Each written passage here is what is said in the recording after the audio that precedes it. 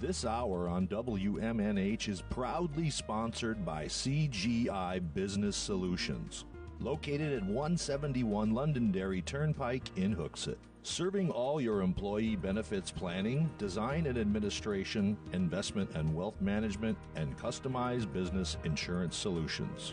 They are available at 866-841-4600 or on the web at cgibusinesssolutions.com. You are listening to WMNHLP, Manchester's radio, broadcasting at 95.3 megahertz frequency modulation from the top of 1000 Elm Street. Our studios are located at 1045 Elm Street and licensed to Manchester Public Television Service in Manchester, New Hampshire, USA. Contact us by email at WMNH953@gmail.com or through our website at WMNHradio.org.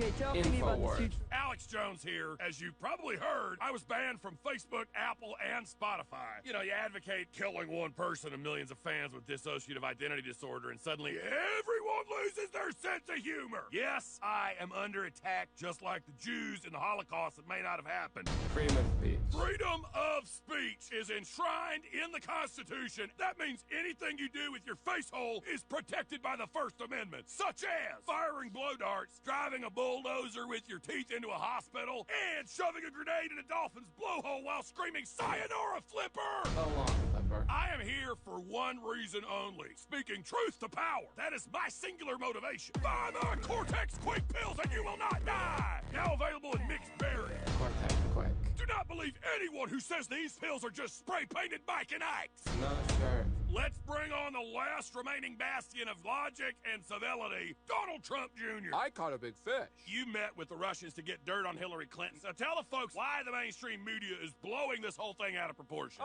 Last time I checked, there's no law that says you can't conspire with a foreign country. Right, well, except there are laws against it. I can get behind a complicated theory here, but you got to ground it in something. Look at it this way. Hillary colluded with the Russians, which is bad, but I colluded with the Russians, which is good. Please, do not make me be the voice of reason here. Let me start over. I caught a big fish. You are disconnected from reality. Interview over. 76! Tomorrow I will address these rumors that my brain is constantly spinning like a rotisserie chicken. InfoWars. Hey, Mom. Working. Yeah, I got a new job. Yeah, I am a manager at a really fancy restaurant. Yeah. Yeah, well, you know, I needed some extra cash for my Fire Island trip next weekend, so... Yeah, it's good. Good. Oh, actually, Ma, let me call you back. I have a customer. All right, bye. 5, 6, 7, 8. Welcome to Chick-fil-A. How can we help you today, girl? Welcome to Chick-fil-A. Step right up and order. Hey, try our spicy chicken sandwich. It's the best one on the block. Our chicken's great and full of hate. You know you want some big fat. Thank you so much. I wasn't finished with the song. I didn't even get to the bridge. I apologize. It's fine, whatever. What can I get for you? Oh my goodness, that's a darn good question. I don't know how to answer that. Would you like to try one of our world-famous chicken sandwiches? There's just so many of them, though. Oh my goodness. I don't know how to answer that. I honestly don't. I don't know. Oh my God. Okay, that's a number 2 hold slaw, number 4 large waffle fry, 2 large Cokes, and 1 6-piece kids meal. Can I get a name, please? Sarah Palin. Thank you. Please step down. Next guest. Welcome to Chick-fil-A. Oh, hey, Rick. What do you have today? The usual? The Catholic Church teaches that homosexuality is a sin. I'm a Catholic, and I subscribe to the Catholic Church's teaching. Okay, that's a 6-piece chicken strips, large waffle fry, and a medium Diet Coke. Hey, Rick. Rick, look who's Chick-fil-A's employee of the month. It's me. You get a crown. The Catholic Church teaches that homosexuality is a sin. Step down, please. Next, welcome to God, why am I so busy? What is this day? Wednesday, August the 1st, Appreciation Day for Chick-fil-A. Oh, cute. It's a holiday.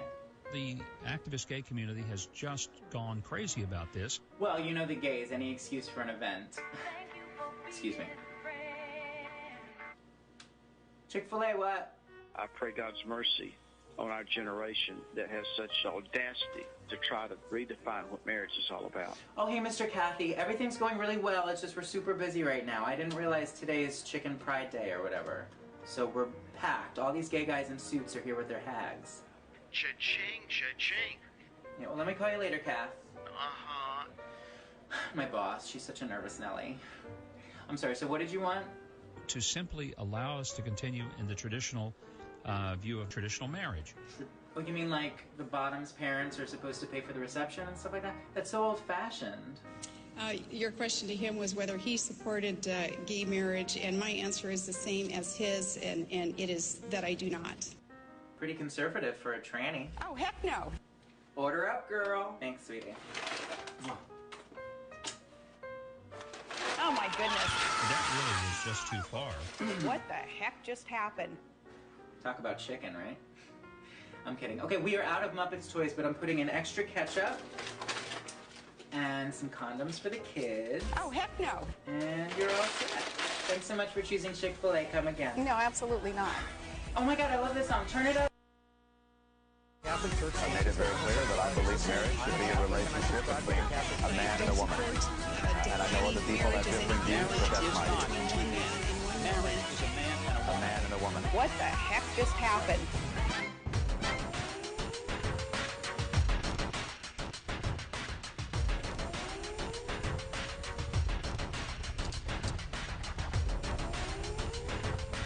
No, grow up. Grow up. Live in the real world, right?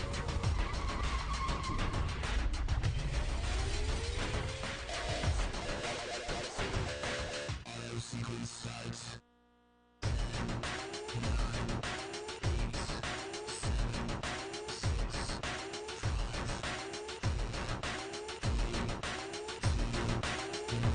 I don't know who that is, and I don't care.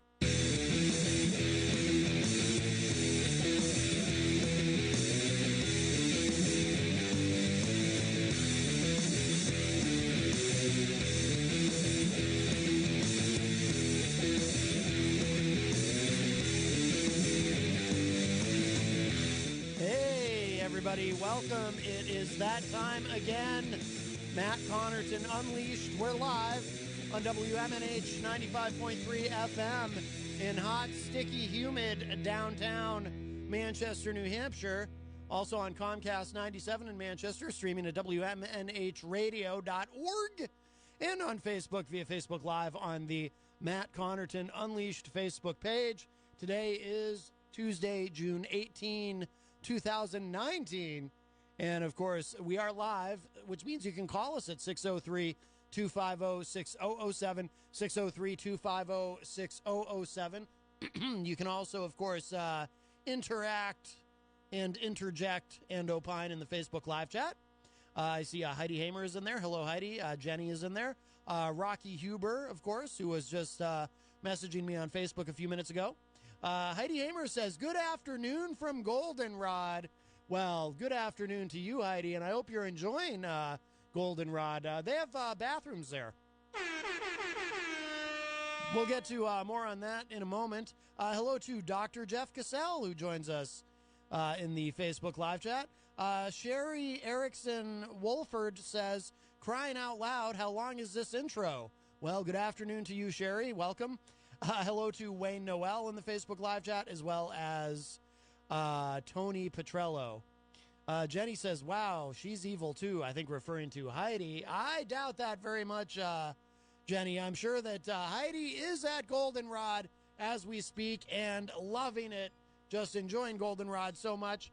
Hello to Rob Reed. I believe that's a new name in the Facebook live chat. Hello, Rob.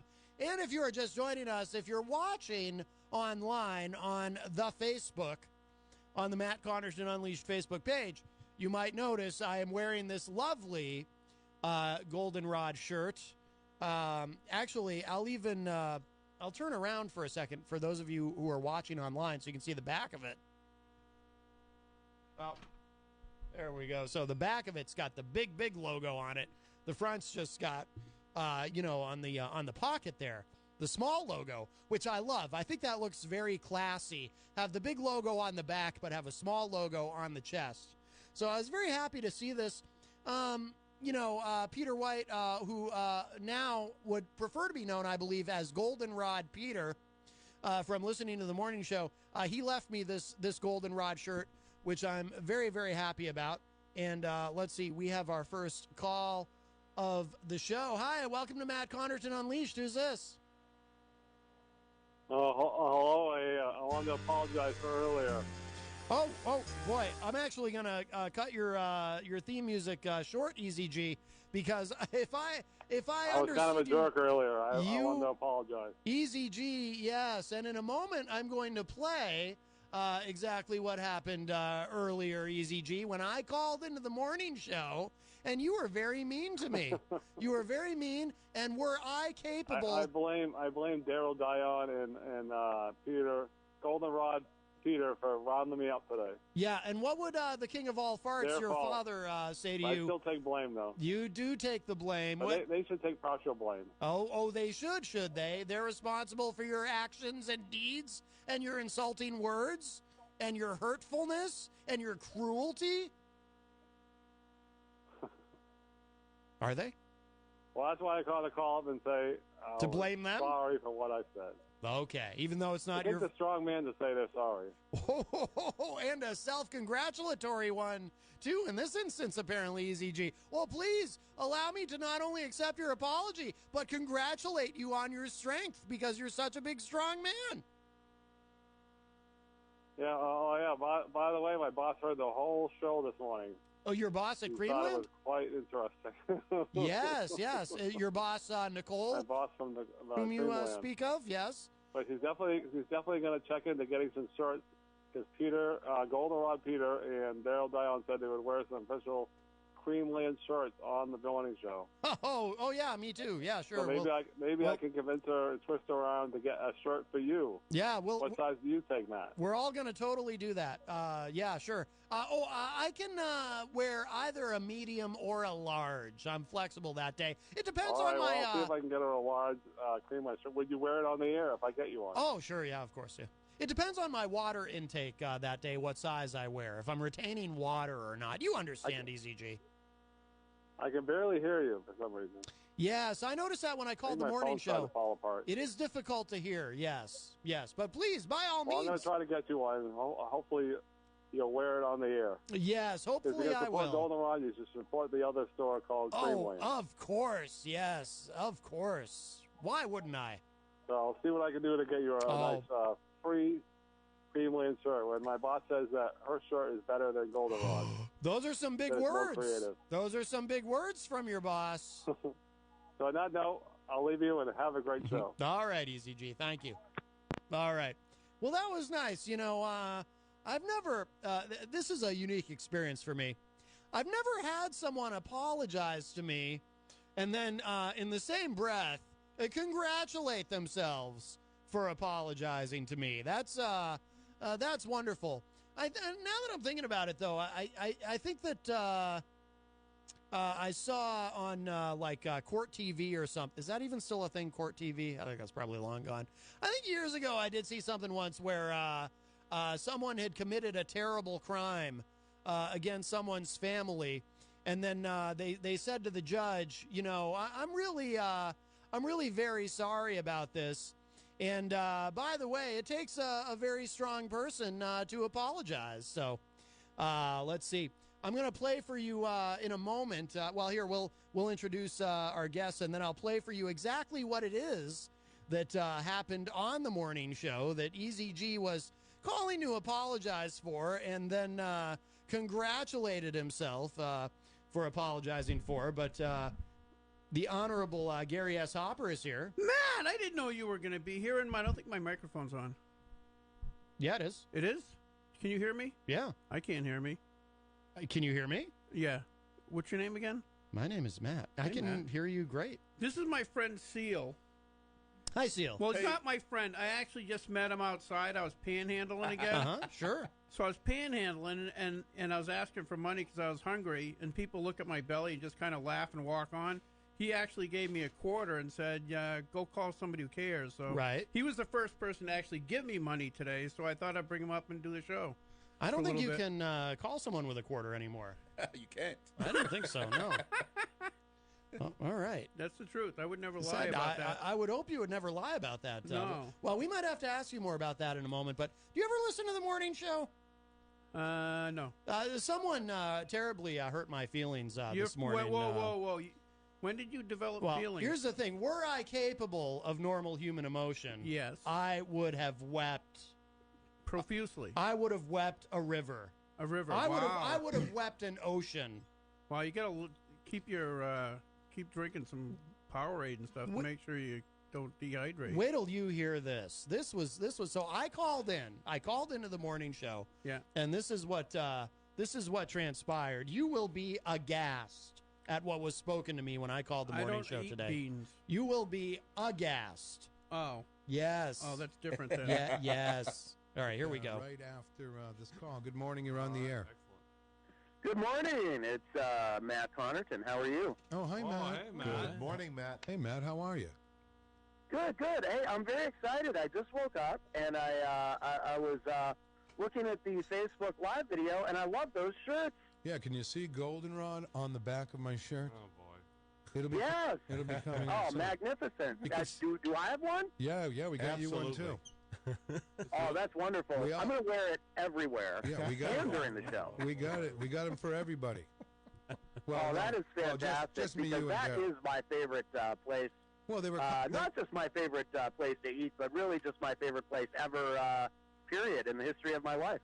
Wow. Okay, so and here's the Strong thing. testimonial. These were complimentary T-shirts, by the way. Oh, good. Now, did EZG bring them in? Yeah. No, he's been having a hard time with it all morning. Oh, okay. Okay, that's I thought maybe he brought them in because he's trying to get a job there, because he'd probably rather work there than that other place. Perhaps. Right. I don't think so. Well, what are you going to do in October when the place closes? You're going to want to go down to Goldenrod and tell them you have some experience, and if you're lucky, they may hire you. No, I'm not going to You know what? That sounds like a great idea. Right. You The can work Cremeland there Yeah. for the winter. That's why Thursday I'm going to the job fair to see what else is out there. Right. Well, Goldenrod will be there in case you want to get into Goldenrod. I'm not confident with the Snow Arena with their situation with the Monarchs closing. Right. 35 days. Tell Well, me- Goldenrod it is. Goldenrod, year-round employment, man. Yeah, it's too far though. How would I get there? Well, you could take a bus. The bus goes out there. No, the bus isn't available, so it wouldn't be a good. No, then Daryl lives right out there. Absolutely. Yeah, well, I can't rely on Darren for rides every day. Right, that's true. That's true. You got to plan for the future, EZG, when it comes to your career. Well, that's why Thursday I'm going to the job fair. So. All right. They might even. All right. They might even let. Well, you go anyway, I'm before very October. excited about these shirts. I'll let you guys go, but this is like the greatest day of my life. All right, Matt. Well, thank you so much for. You're a sorry life. Wow. Low blow. Sorry, Oh, man. EZG. You're going to pay for that at 4 o'clock. All right, guys, take care. Can you believe that? The indignity. Can you imagine how hurt that I was? No. Now, I can't. It cut too deep for me to really fathom. Right, exactly. I mean, Your this pain. and I do love this shirt, this goldenrod shirt. Now, EZG, of course, he gets defensive because he works at Cremeland. Oh, But this is so it's like a rival But thing. we're going. all wearing these goldenrod shirts because, first of all, goldenrod has bathrooms. At Cremeland, you can't. There's no bathroom to use. There's no public bathroom at Cremeland. Right. which is ridiculous. It is, but I'm allergic to goldenrod. You're allergic to goldenrod. Yeah. Oh. Yeah. Like goldenrod that blows around in the air. That's what you're talking about, right? No, No. fine. It's a fine establishment. I even wrote a jingle for them. You did? I actually wrote a jingle for Golden. Now I haven't submitted it to them yet, but let's see. I just got to find the music really quick. I'm very excited to sing it because, and maybe you can even, if you guys have any ideas for it, you can help me with it. But this will be my first time performing it with the official Goldenrod shirt. Right. You know. Because Goldenrod, like I said, I mean, they have. That's not the one I wanted. They actually have a bathroom. I mean, can you imagine the indignity of going someplace with no bathroom? Yeah. I would be full of rage.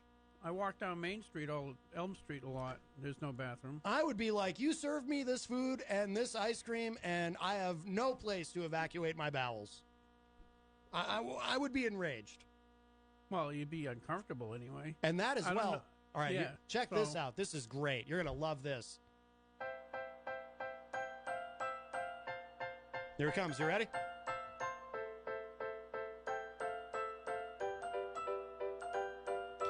Goldenrod, I really like your food and your ice cream. So much better than Cremeland. So much better than Cremeland. And then it just kind of goes on for a while about how Right, much I like right. it so much better than Cremeland. Right. Yeah. Right. Yeah. So there you go. So that's my jingle I don't know for, why for why Goldenrod. they haven't called you up and said, "Hey, we want to use this and put it on, all over different TV stations." and- Right. Well, that's why I haven't approached them. I'm waiting for Can them you get like to a come recording, to me. like that short recording of what you just did, so I can have it on my show tomorrow night? Oh, that's a great idea. It is a Yeah. great idea. As long as you give me credit. I don't want them coming to you and being like, hey, the Honorable Gary S. Hopper, you got the guy that did the Goldenrod And jingle? I'll say, nope, that's me. That's me. I'll take credit. Oh, yeah. Well, as a politician, as you know, Mm. I do take credit for everything that is good. Well, it is part of the gig. Yeah, Right, pretty right. much. Yeah. Like if it's sunshine out. Yeah, You're that's welcome. all you. That's You're all welcome. you. I'm thinking about adding a part 2 like, Goldenrod, I really like that I can use the bathroom and not go into the woods like some weird woods person after I eat there. There's no woods. There's no woods at Cremeland. Oh, no. No, Oh, that's- so you don't even have that option. What do you No, have to? What do you have no. to bring a bucket with you? Yeah, pretty much. That's disgraceful. I can't even believe it. You just have to finish your bucket of chicken quick enough so that. What? Oh, I see. Get it? So yeah, it's like so basically they're recycling. so it's like dual purpose. Yeah, dual. Yeah. Right. Anyway, Right. you gotta talk to this guy. He's pretty interesting. This gentleman. Oh, man. You said his man name with, is man with a quarter. His name is Seal. Yeah. Yes. Oh, all right. Seal. Yes, you can pull that mic a little closer. You can. Yeah, don't be afraid to. Yep. There you go. Got it. What would possess you to give the Honorable Gary S. Hopper a quarter? Oh, man, he's a great guy. You know. Well, there's a. The sad thing about it is I'm a great he's guy. Nobody gave me a quarter. I mean, did you hear the that sad thing jingle? about that, the whole Yes. thing is he's a Republican. I'm a Democrat, but we still get along. Right. Yes. Well, he's pretty conservative. Yeah, he's way out there to the left. You ever really talk to him? I mean, well, I'm gonna listen to a show tomorrow night, so that can tell me all about him. Well, tomorrow night I got the ACLU on talking about your Manchester's observing their desire to observe people on a regular basis. Oh, yes. It's positive. Wow. Didn't you have them? You had them on recently too, didn't you? Yeah, we're talking about the death penalty and what other bill? There was another bill. It's really funny. My relationship with the ACLU is really funny because I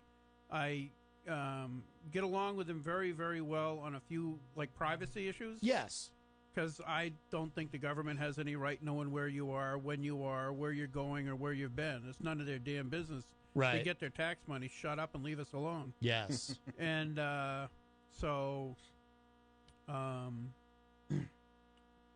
but then when it comes to abortion and stuff like that, we are on opposite ends of this. Right. But other than that, we get along. I get along with the people at ACLU very well. Yes. Because we're in accord on a bunch of stuff. Yeah. Oh, this is my son-in-law Jerry. He's also Hi, Jerry. Here. Yes. And that's his midget. Oh, okay. I don't think we're supposed to say that anymore, Gary. He's supposed to say 5. He's supposed to be a midget. No, I think children are just small. Oh, no, I don't think so. Oh. No. Yeah. So you haven't had an extended conversation with him? Well, he's. I live in the same building as his daughter and his son-in-law. Okay. So he come often. So anyway, tell him a little bit about your story, your business ventures, and. Well, oh man, I have a lot of story. I speak with an accent because I came from Africa, which is West Africa, Sierra Leone, and I've been in the U.S. for 25. I'm a veteran from the Marine. Served twice in Afghanistan and Iraq, so. Oh wow! And I'm here, yeah, and I do a lot of solo business.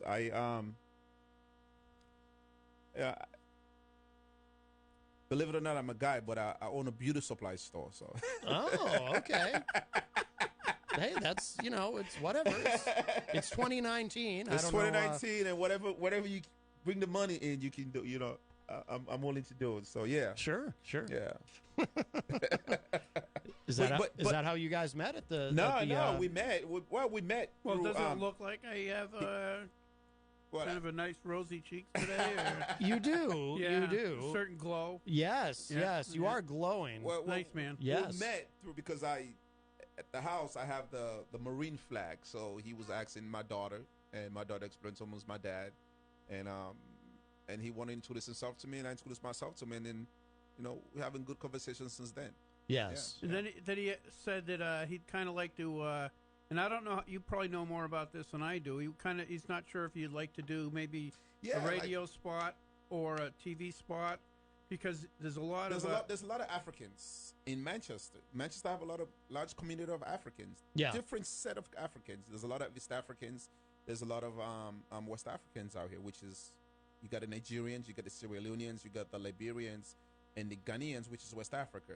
and then you come down to Central Africa, which is you got the Congolese, and the Sudanese out here. So there's a lot of Africans, and I would love to introduce some Manchester, some of our culture, music-wise. Yeah, you know, and I think it'll be great for the city. It'll be great for us too, as Africans, feel like we're home sometimes when we can actually turn in one day, say, hey, you know what, let's listen to African music and talk about, you know, African politics and how Africa's, you know, not only for Africa, just, you know, human being in general, educate a lot of people about Africa, because a lot of people, when they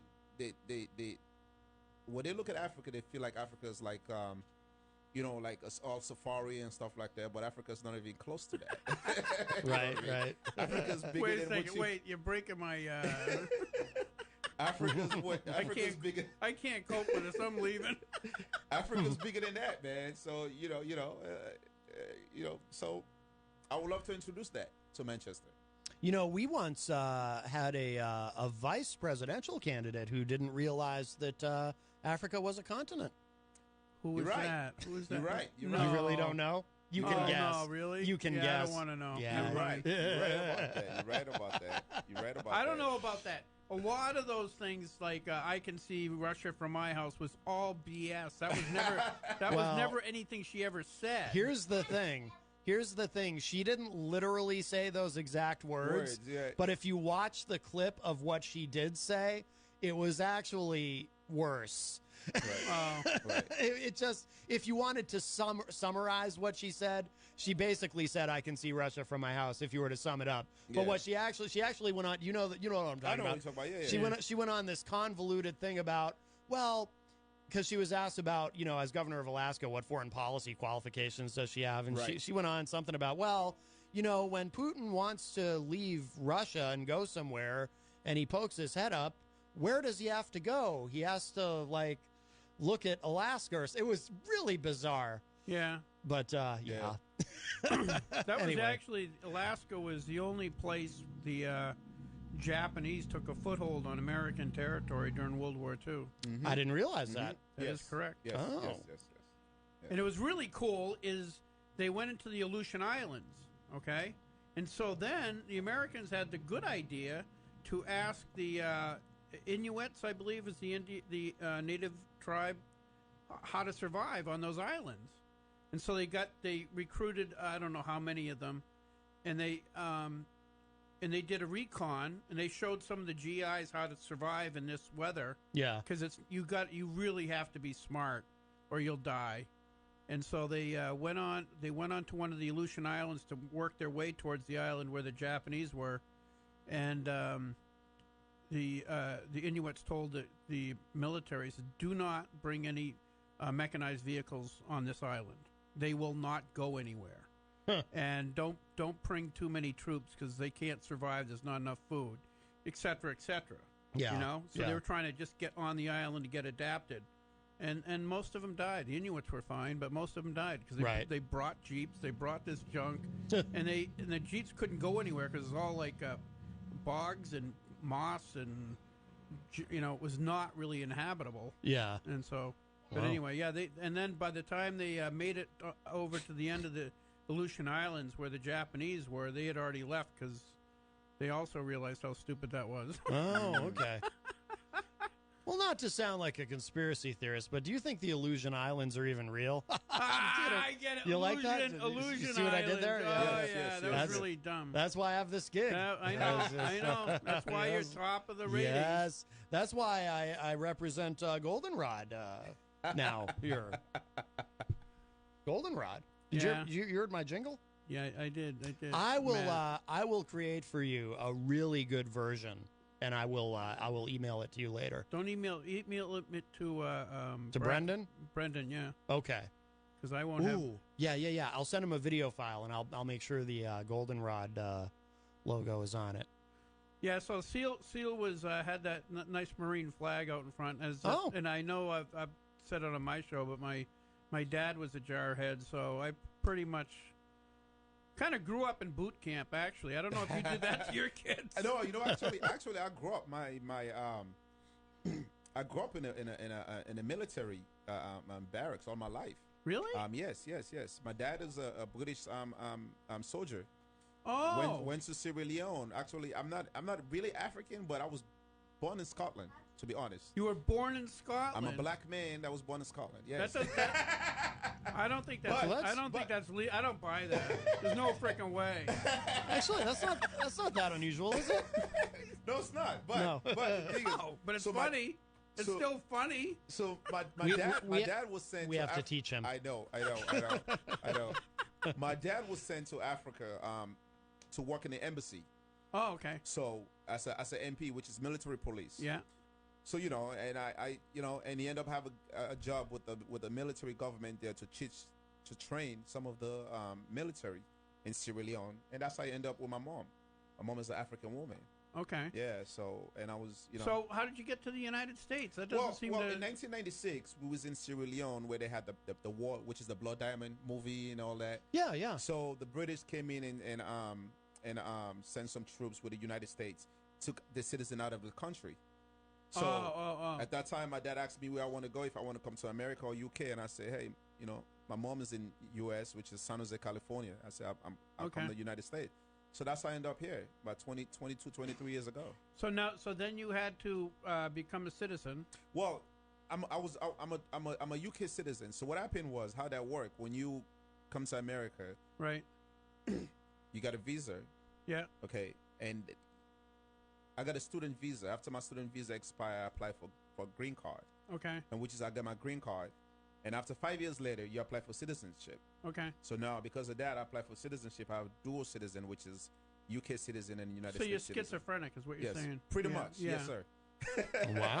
Wow. That's what. So it's a long process, and because of us that went through that process, it's not fair when other people just come just like that. Yeah. You know, and it's pin in the butt. It drives me crazy because we pay to become what we at today. You know, not only pay, you work your butt off to get it. Exactly. Right. You got to really want it to be an American citizen. So it's kind of bothered me when people talk about immigration and talk about immigrants and say, you know what, yeah, we understand United States is an immigrant country, yeah, which is understandable, it's fine, but at the same time, you got to pay your dues to become a citizen. Yeah, we just can't give it to you just like that. And like I said, I'm a Democrat speaking like that. Yeah, you're probably going to get kicked out of the party pretty soon. All right. It's all right. My mind is all independent, so that's all it is. Yeah. Well, actually, it's kind of funny because most people, I think, are kind of independent. Yes. It's just if you ever run for office, you have to pick or vote. Right. You have to pick a party. So you pick a party that, okay, there's 20 issues. I agree with 17 of these. So you're right. This is where I am. But you're not really. I don't think. I think there's some older people who are Democrats because their father was a Democrat and their grandmother was a Democrat or Republican for the same reason. Right. But I think most of us are just independent. The other thing is Africans. A little bit about Africans. Africans, when they come to America, for some reason, they automatically Democrat. The reason why is because of the, like you said, they meet older Africans. For example, if I meet an older African in America, I become friends with them because we all have something in common. Right. And now, you ask them, what way do you swing? Someone say 90% of them is Democrat. So for me, my parents didn't even teach me, didn't even say become a Democrat or Republican. Yeah. It was something which is already planted in my head. Right. Yeah. But I'm willing to bet, and I don't know that, but I'm willing to bet socially. Yeah. Most Africans are Republican. In other words, they don't believe in all this socialism and communism. Absolutely not. There's no way that Absolutely they buy not. that. The reason why they won't buy that because of we come from a countries like that. Yeah. When there is no democracy and there's no how you call it? There's a lot of socialism. I would suggest that most Democrats don't believe in communism either. 60% of Democrats right now believe, or supposedly, if you can believe the polls, I don't really, because there depends on who they interview, but Right. Roughly 60% of Democrats believe in socialism. Well, these terms have gotten very muddled. Socialism isn't communism. It's pretty You damn. you can't just. It's the next step. I think we already have. I mean, we already have some level of socialism. I mean, we have all these. We have social programs, but Right, that's not exactly. socialism. Socialism is when the government controls the means of production. Right, but where the terms have become muddled is there's a difference between socialism and democratic socialism. And so No. Yeah. Not really. So if you want to You wanna muddle step up outside? the terms, which is what the right does, the right muddles these No. terms so that everyone walks around going, "Oh, if I vote for a Democrat, I'm voting for No, communism." democratic socialism. And you just tried to do that a minute no, ago. Democratic socialism means Because first you said communism, then you switched it. So you tried to play that trick. No, because I believe socialism and communism are just different sides of the same coin. Okay, so democratic socialism, all that means is you get to vote in who's in control of your socialist government. It doesn't mean it's a socialist. It's not socialist. Socialist government means that the government is in control of the means of production in the country, and it dictates who gets what money when, and that is pretty like it was called the United Soviet Socialist Republic. Mhm. It was a socialist government and or communist. The government controlled production. It controlled who grew what, who owned the land. There's no, in democratic socialism or socialism, you eliminate ownership of land because the government controls the land. Mhm. So all the things this country was founded on are juxtaposed to socialism.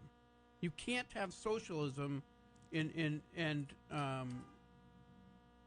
thrive. It just kills everything. See, this is my problem though with the whole thing. See, I have a broader issue with the way this whole debate is currently being framed in this country. Yeah. Because to me it's not this binary thing. Like everybody on both the right and the left is talking like, okay, so now we have to, you either have socialism or you have capitalism, and you can't have both. You got to pick either or. Either or, yeah. And it's like the entire country has decided to hypersimplify this into this binary choice, when in reality we have a mixed economy. We have a mix of capitalism and socialism. We've always had a mix of capitalism and socialism. We always will have a mix of capitalism and socialism. No. And what it really is, to me, it's a debate about, do you want larger government or smaller government, which is the debate that it's always been. But now everyone has turned it into this binary thing. Well, you can vote for Republicans and you can have capitalism, or you can vote for Democrats and you can have socialism. Yeah. And one of the two is going to but- completely go away. No, because you're still on your Wayback Machine, Matt. Yeah. If you look at what Ocasio-Cortez and most of the Democrats, remember the Green New Deal? Right. Okay. Yeah. Everybody remembers the Green New Deal. Yeah. Yes. I think almost every Republican Democrat, either signed on to it. The senators, I think, all signed on to it that are running for president. Oh, I don't think that's true. Oh, No, yes, that's not they true. did. The House they haven't signed on it yet. Yeah, There's a lot of them. a lot of them don't. didn't agree with it Joe, yet. Joe Biden sure didn't. Joe Biden didn't, but then he Yeah. came out with his own version of it. Right. Okay, so Well, And yes, 'cause which is basically going to be the same thing. Well, yeah, you're right. All the Democrats want to do something about climate change. No. If that's Right. what you're saying, yeah, you're right. Then read the understand. You have to understand what the Green New Deal is. Then, the Green New Deal is the centralization of the population, and by doing so, eliminating private ownership of land, private ownership of vehicles, or maybe one vehicle. I'm not arguing in favor of it, by the way. I know, but listen to what it is. I am arguing in favor of doing something because I do believe in climate change. Yeah. But we have a call. Let's grab this. Hi, welcome to Matt Connarton Unleashed. Who's this? Your old pal Fred. Fred Boenig from the Daily Ripple. How are you, He mentioned sir? my favorite word, What's that? socialism. Ah. All right. Okay, I have a question for the panel there. Yes. Okay, and I posted it in the Facebook. All right.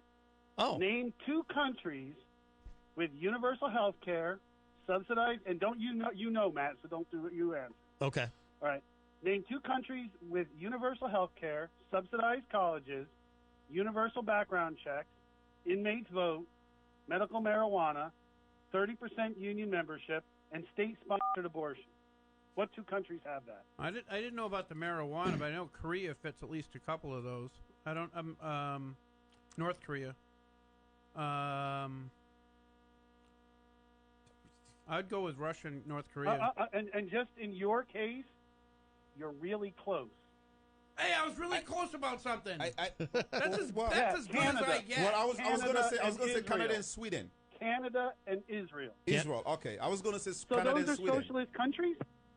Those are all falling apart. People are the government's running their businesses. Those aren't and they have socialist- all the exact things. Those are not that, socialist countries. AOC wants. No, that is not true. That is not what she wants, and those aren't socialist countries. Those are countries, capitalist countries, with socialist or socialized aspects of their economy. Right, same as here. That is not. That's what It's they not. want. It is not what she wants. That is not what she said, and that's not what the Green New Deal is. The Green New Deal is to centralize everybody. Okay, I'll give you an example. If the Green New Deal was implemented tomorrow, you would lose about.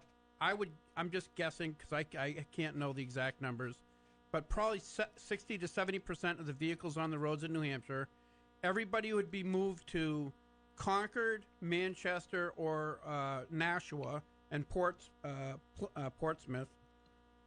They would be all central. Why would they move? Why would they have to be moved there? Because if you read her Green New Deal, she wants to get rid of airplanes and have every hub of humanity connected by high-speed rail. She wants to get rid of airplanes. She wants to get rid of private cars, and she wants the land to be returned back to its natural state. So that means you can't own land anymore. You live in housing near a city. That's what her Green New Deal is. Oh, you mean it's not? We should eat less meat because the waste product of a industrial farm is not regulated because one of the waste products of a All right, look, industrial... I have to go, and I'm not going to put up with this crap. I got to ask you, no. I got a serious, run away. I got a serious question for you. Go ahead. What do vegetarians feed their cats? What do vegetarians feed their cats? Yeah. I don't know. I don't have a cat, but I'm a vegetarian. I'm actually a vegan. But go ahead. Oh, all right. There we go. I knew it was something because you just hate hamburgers. And before you hate hamburgers, and I'm willing to bet. I'm willing to bet you don't go to the Goldenrod because they serve chicken. Hey, excuse me. Before a month ago. Yes, dear. I was a serious carnivore. I have dead animals all over my house. I own a farm. Whoa, right? Oh gosh, that's gross. But a month ago, yeah. I decided to become a vegan, and what the benefit of that, and the only benefit that I was truly concerned about, was the fact that I've been losing about a pound a day. Yeah. So if you were a vegan, you might find it was into your best interest because it would be health-wise to not be not be overweight. Yeah, but you which know I what? am. I'm not saying you shouldn't be. You know can do what? whatever you want. You know but what? I was overweight. Can I tell you? You know, my personal thing about that is like if somebody said if I smelled like a veggie burger cooking over a grill, and then there was like a steak simmering next to it. You know which one would make my mouth water? Well, yes. Well, that's probably true for even a lot but of which one is going to give you the heart attack? Right. The steak. Oh yeah. Yeah. Well, so? that's also a good point. So. Hey, okay. Well, I mean that's up to you. But that for me, like I said, I've hunted all over this country. I've hunted Canada. I've hunted all Texas, all these places. I'm not afraid of killing animals. But my point is that when you eat one hamburger a week, that's if you stopped eating that would be the energy that it takes to make a pound of meat, say, right? The amount of grain, the amount of fields you have to grow of corn, right, is to grow a pound of meat. I mean, it's acres and acres.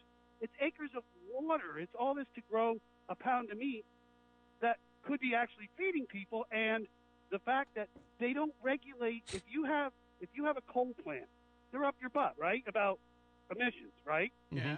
Because But if you have a factory farm which is putting out tons of, methane gas, which is not being absorbed. They're not figuring a way, if you want to grow cows inside a building and have a vacuum system where you pick up the methane or whatever. But these are byproducts. These are pollutants that they are not actually being responsible on their own part. If manufacturers were responsible to have like zero waste, you know, if you make a product like in other countries, if you make a product, you have to be responsible for the pollution it creates. Yeah, well, I know. Okay, that sounds awesome, but I got to get going seriously. Nothing personal. Okay. I like really literally. But again, if you think Israel and Canada have problems because they have all the things that actually the Democrats are working for, that's all not, the yeah, things but they that's have, not what the including Democrats are voting working for. inmates. That's not what the Green New Deal is. It is not. Oh, it is. We were talking socialism. Correct. We were talking socialism, and you're talking about people who don't understand the difference between socialism and social programs. Well, no, because if you, like I said, read the Green New Deal, it is socialism, and that's not what you're talking about. I think it was Denmark. All the liberals says we want to have a socialist country like Denmark, and I think it was the leader of Denmark says, "Wait a second, we're not socialist. We're Right. not socialist at all. We have social programs and high taxes because of it. Right. We're still a capitalist country. They don't want a capitalist country. They want a socialist country. They want to control everything. That's the only thing Democrats really are good at is controlling. and they're gonna Let's be like Venezuela 2.0. Hey, I gotta go. Don't start with Venezuela. Stop. Don't start with Venezuela. They had item economy. They had oil. They took the oil. They made it into nationalized the oil so they could pay for schools and stuff. And then because oil was $100 a barrel, and then it went to $50 a barrel, and they couldn't afford to do those things, and people got upset. The same thing happened in Russia. The reason why Russia went under wasn't because of any other reason than $25 barrels of oil. They couldn't maintain the country because they don't sell anything but oil. You gotta stay away from that. You know, I mean, socialism.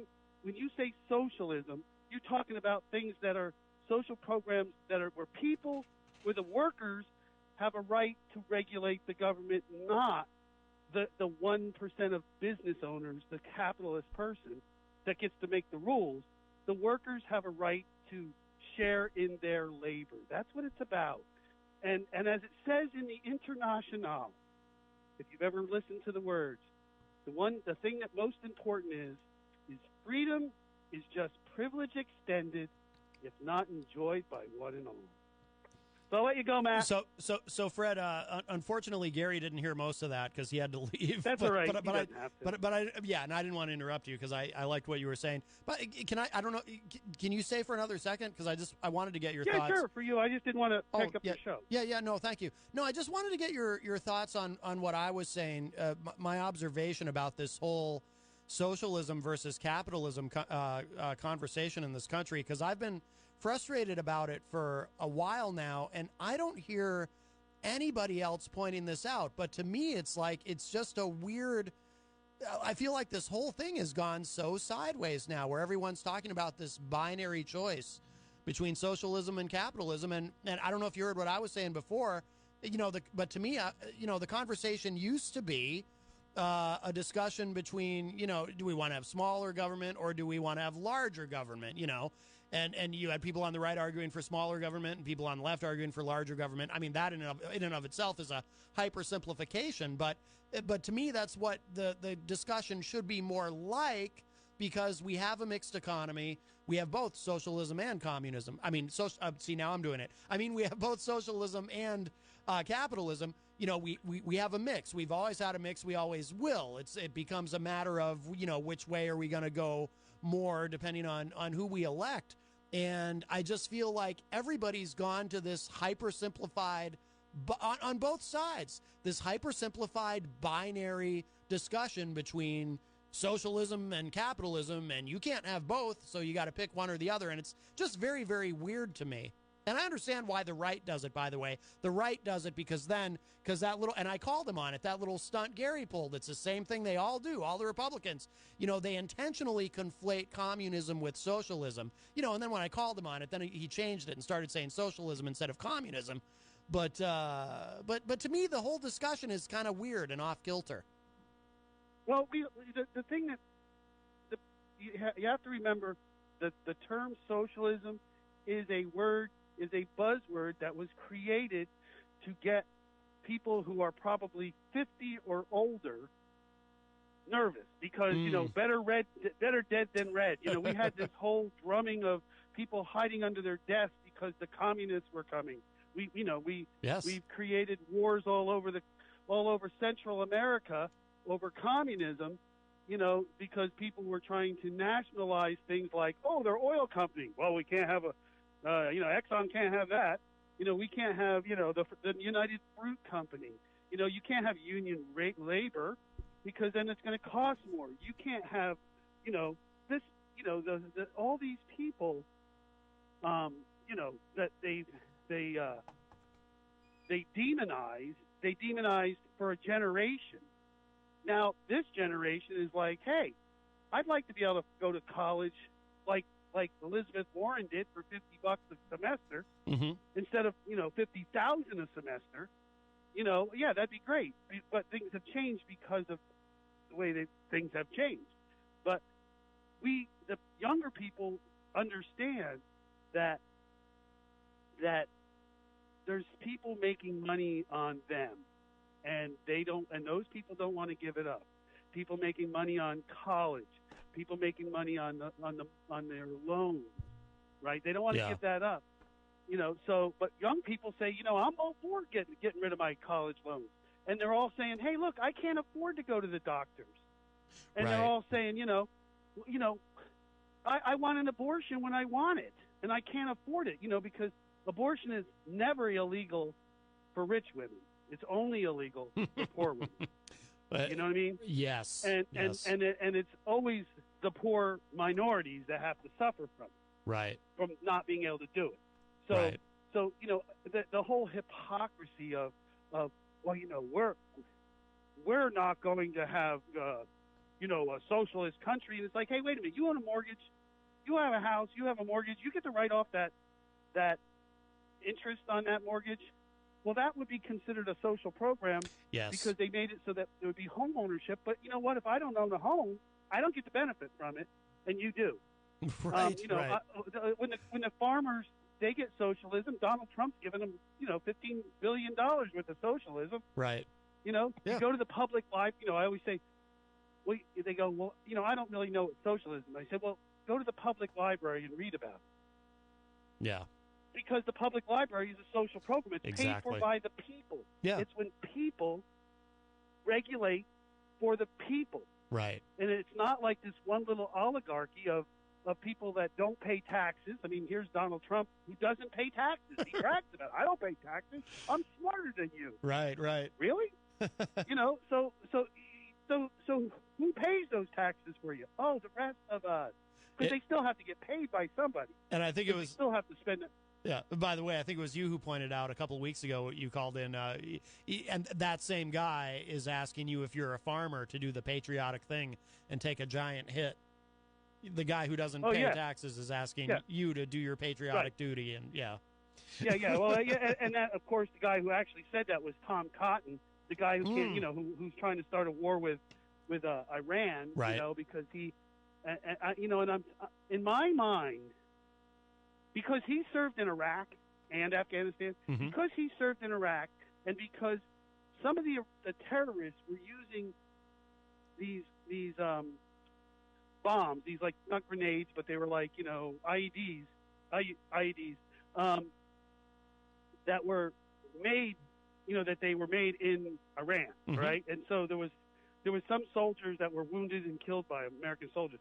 So I think this is his bone up his butt for, we need to get in a fight with Iran. Yeah. And when I met him, the one thing that I cut him off in the middle of a sentence, and when he said, well, the best way to honor the dead, and then he was going to say is to finish the job. And I cut him off on live TV and said, no. it's not to make more dead kids. Exactly. That's not how you honor the dead, by making more of them. Right. And so, his whole thing is he's been trying, and the fact that he gets millions of dollars worth of support from AIPAC, the Israel lobby. And I'm not against Israel. I'm just saying this is a lobbying group that pays him a lot of money, and they don't like Iran. So he's got an agenda, and the fact that when they screw with these with Iran and they boycott their and make them or put sanctions on their oil, the price of oil goes up. Right. Guess who makes money on that? The Koch brothers, the other people who give him money. Yeah, so, of course. So you can, this is all agenda driven, money oriented. It's not about patriotism. Right. I've never met an Iranian I didn't like. Yeah. I mean, I've met plenty of them. The guy who saved my business partner's life speaks Farsi. The guy at the Holiday Inn or wherever I stay, the Comfort Inn in Washington, Pekan, he's the sweetest man I ever met. And he's now an American citizen, but he was from Iran. And he says, your health care program is based on ours. Obamacare is based on exactly what we've been doing for years. Right. And just these amazing, they're intelligent people. Iran is 4 times the size of Iraq and twice as many people, and we're still fighting in Iraq. Well, and you think we can go there and have a war? Oh, I know, it's nuts. It's not. Well, I've been reading for years too that the Iranians, particularly young Iranian people, actually really like America. It's it's the government that's the issue. But the Iranian people are, the citizens of the country of Iran are not our enemy. No. And we're going to, and I'm sure that there's a certain listener of yours out there that is going to call in and say, well, we we put millions of dollars on pallets and sent it to them in the middle of the night because of, and I'm going to point out that as when I was sitting in the room with Mr. Carey when he was explaining this, he's explained that the money was from 1979 when they bought munitions from us that we didn't because of the Shah. Yeah. They didn't get the munitions because they took over. And we've had that money in the bank, and it was worth $2.5 billion in interest. Yeah. All right, $2.5 billion in interest on the $400 billion or whatever they had in the bank. Right. And we whittled it down to 1.7. What we really owed them. Okay. So we actually paid them less. And the thing was, we had to pay them part of that in cash because it had to go through different banks because our laws say we could not do, because of the sanctions, could not do business, direct money transfer to Iran. Yeah. So they had to put the money on a bank, on a pallet, ship it to a bank overseas, which they turned it into another kind of money, and then they paid them through that. It was all legitimate. It wasn't, the middle of the night, whatever. Probably the middle of the night because they had to get there. Right. Because of the time zones and shit. So yeah. Sorry. Anyway, so that is, this whole nonsense of people believing things that are not necessarily factually true. Yeah, the person you're referring to did call and brought that up, and but I couldn't remember all the particulars, but I did try, and he didn't argue with me about it when I explained it, but you explained it much better about that was money that was owed to them, and I think because I couldn't. And it was more. We owed them more. We actually cheated them out of $50 million. Yeah, I didn't know about that part. That's interesting. $500 million. I'm sorry, $500 million because we paid them $175 billion and we owed them 2.5. Yeah, I even 2.2, I believe, or something. I even remember Trump during the campaign bringing that up. Like, I saw. What did he say? Something about he talked about the palace. Barrels of money. Barrels of money. Yeah. Barrels of cash. But see, the people believe that. They don't fact check. I know. There was a person who was giving me a hard time today because I'm a professional troll. So they were saying, well, the Dems don't want to do anything about immigration. I'm like, wait a minute. There was a bipartisan deal in 2013 that Boehner didn't put on, Paul Ryan didn't put on, and there's probably 30 bills pending in Congress right now that they're working on for immigration, but the Dems don't want to do anything. Well, they got to get the Republicans to actually bring it to the floor. Right. Yeah. So, but again, they run around and they repeat this stuff that's not true. And I know. Again, socialism is, whatever, is a monetary system. But what we do in this country already is a very, very mixed economy, like you said. Exactly. There's so much socialism going on. Right. There's so many things.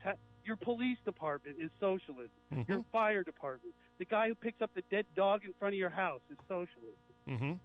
It's where we use the people's money to pay for things that all the people benefit from. Right. That's right. Social Security, a very, very popular and successful and funny socialist how the name program. Works, right? Social Security. Yeah, you're right. and again, the two countries that they always want to mention is Venezuela. Yeah, but what about Israel? They have all those exact things. Yeah. They have state-sponsored abortion in Israel. Mm-hmm. And I always say, well, if it's good enough for the Holy Land and it's good enough for God's chosen people, it's good enough for me. There you go. All right, I'll let you go. All right, Fred. Thank you so much for the call, my friend. Thanks a lot. All right. Bye-bye. All right, that was Fred Boenig from the Daily Ripple.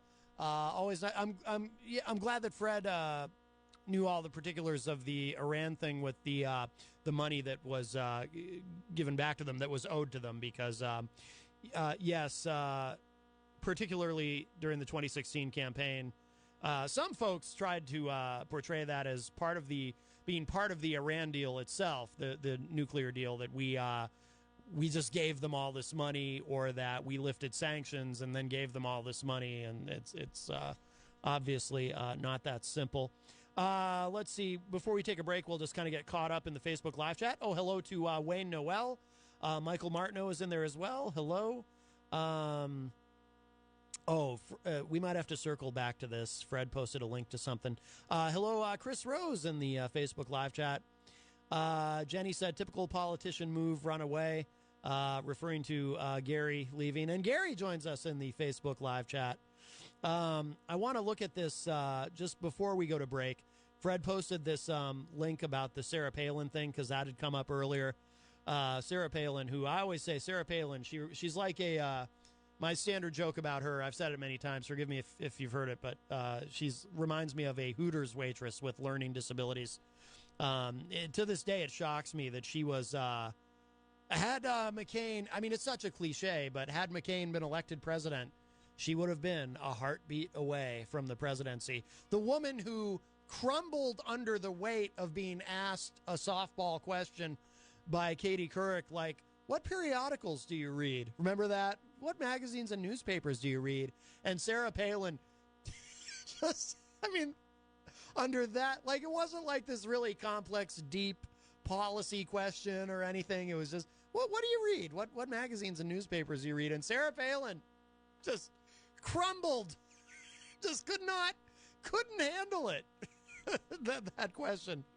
Oh my goodness. Okay, so this is from Snopes, is what the link, because we were talking about Sarah Palin. Did she really say, I can see Russia from my house?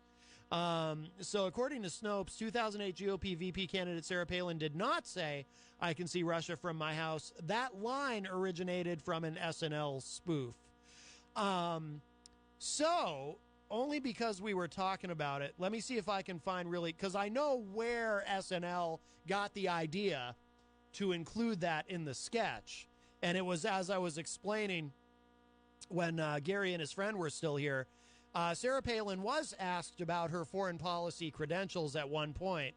And while she didn't say, literally say, I can see Sarah Palin, I can see Russia from my house, what she actually did say was something far more rambling and convoluted and bizarre.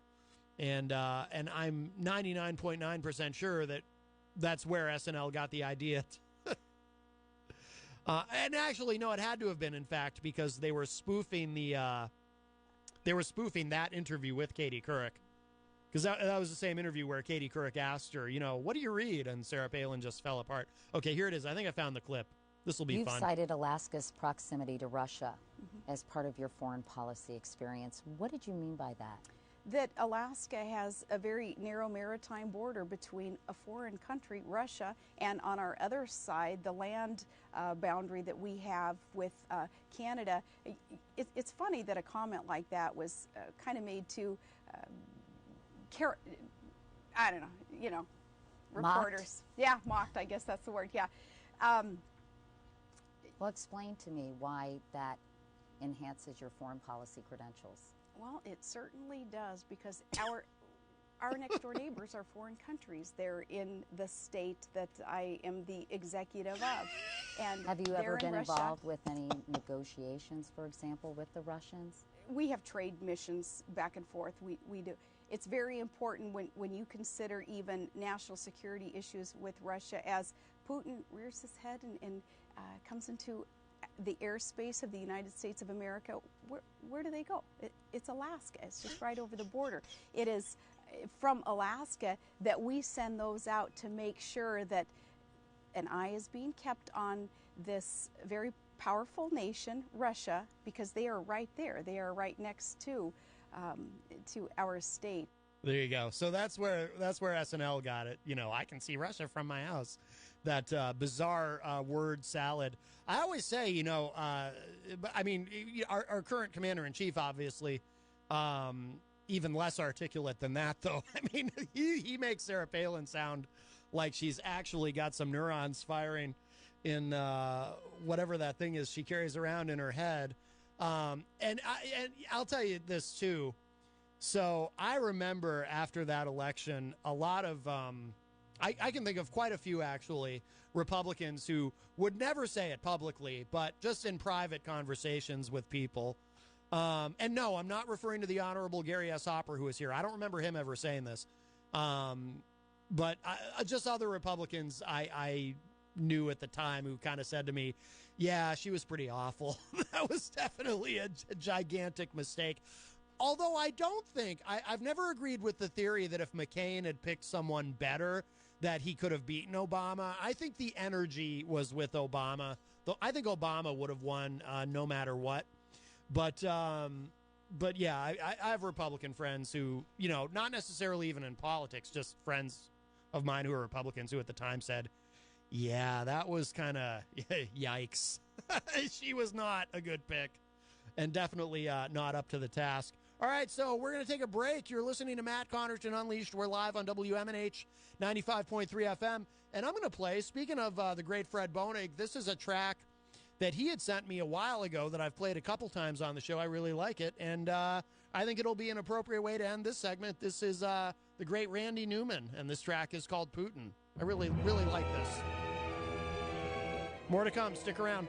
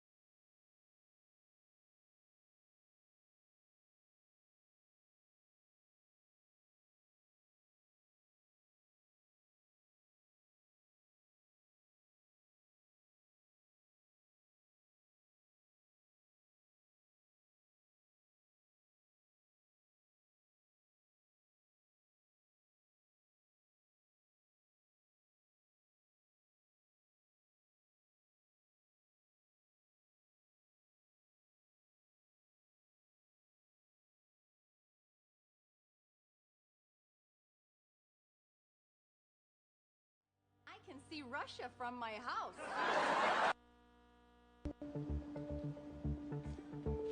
Let me just thank all of you for coming and welcome you, and especially welcome our distinguished guest, Attorney General Eric Holder. Former Attorney General Eric Holder was in South Carolina yesterday, but unlike every other Democrat, he's not here to win votes. I'm going to be here just today because I'm on my way to Iowa, and then we're going to New Hampshire next week. I'm not running for president. I'm the only Democrat, I think, the only Democrats who are not running for president, you know? Holder is actually in this early primary state to get local Democratic leaders to help him make gerrymandering, the manipulation of political boundaries to aid one party, an issue in the 2020 primary. People always say to me, well, you know, gerrymandering, it's kind of wonky, you know, redistricting. What does that all mean, you know? Well, if you care about reproductive rights, if you care about gun safety, if you care about closing the Charleston loophole, all stuff is intertwined. Because if we elect, and we will elect a Democrat in 2020, I'm confident that we will elect a Democrat in 2020, but he or she could be hobbled by a gerrymandered House of Representatives. But there's another issue everyone wants the former Attorney General to weigh in on. How would you assess William Barr's handling of the Mueller report thus far? You know, I think it's shameful. An Attorney General is not the lawyer for the president. An Attorney General is a lawyer for the people of the United States. I was the Deputy Attorney General during the Clinton administration when we wrote the regulations that resulted in Bob Mueller's appointment. We never assumed when we wrote those regulations that we would have a problematic Attorney General. You know, I wouldn't say we were being naive. We were just kind of looking at our history. You know, we had a couple of bad Attorneys General, but, you know, generally pretty good. If we could do it over again, we would have written them slightly differently. What would you have written differently? I would not have given as prominent a role to the Attorney General in terms of where the report goes. Maybe I would have said, you know, a simultaneous disclosure of the report to the Attorney General as well as to maybe the chairman of the chair of people of the House Judiciary Committee and maybe the Senate Judiciary Committee, something along those lines, with an understanding that it had to be kept private unless all three of them decided that it was going to be made public. Something like that so you can get it out of the executive branch. Do you believe the president can be prosecuted? Yes. Like in court? Yeah. While he's president? Yes. I think the OLC opinion is wrong. The OLC opinion focuses on the fact that if you indict a sitting president, it will paralyze the executive branch. And I don't. Well, but you know what? If a president is impeached, that has an equally paralyzing impact. But the reality also is that the executive branch can function. This is Holder's current balancing act. Everybody needs to get behind me if you want a photo, or there's going to be no more photos. Get people in the room with the hope that he'll talk about Mueller and President Trump, and then inject his real message into the conversation. For Holder, this mission has its roots in the 2010 election. The Republicans will take control of the House of Representatives. That's the one where Democrats lost the House, lost seats in the Senate, and had almost no influence in the state legislatures that would redistrict in 2011. Post-presidency, Barack Obama and Holder launched the National Democratic Redistricting Committee to promote a comprehensive redistricting strategy. I would ask you, as I said, to make sure that those presidential candidates are focused on ending gerrymandering, that we have a fair redistricting process, but also people at the state level as well, because it's important that they are focused on this as they will be the ones drawing the lines come 2021. So we have this NDRC Fair Districts Pledge that we're asking all the presidential candidates to sign, and so far 19 of them have signed. Which candidate has a plan where they're actually discussing voting rights in a substantial way as well as gerrymandering? Well, you know, I think they all are to varying degrees. I noticed that, for instance, you know, Mayor Pete, Beto O'Rourke, I think about their announcement speeches, and they talked about, you know, unfair redistricting and gerrymandering. The fundraising arm of the NDRC raised $2.5 million in 2018 and has donated a lot of that money to state-level candidates and state parties. Holder says it's paying off. 5 states had ballot initiatives that were designed to make the redistricting process more fair. His message of fairness is a pretty good way to advertise the dry, complicated topic of gerrymandering. But he has to balance that with a dose of truth. That an even playing field also means that some of those gerrymandered safe seats for Democrats could become real fights. What I always try to do is push for the positive, push this notion of fairness, because I'm really convinced that in a fair process, Democrats and progressives will do just fine. Do you think Democrats, if they were to gain control, will district fairly? In Maryland, this was actually a problem. The Democrats tried to gerrymander for themselves. Yeah, and Democrats tried to do it in New Jersey. And I spoke out very publicly against what they were doing, and they backed down. And I'm prepared to do that. I'm prepared to take on Democrats who would try to gerrymander. We don't need an unlevel playing field. That's what Republicans need. All we need is a level playing field, and we will win. I am confident in that.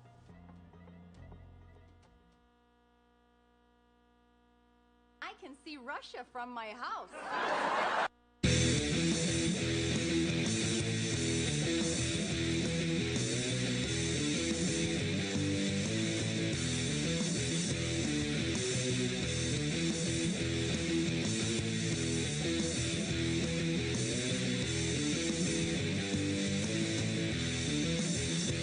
Welcome back, everybody. We are well in hour number 2.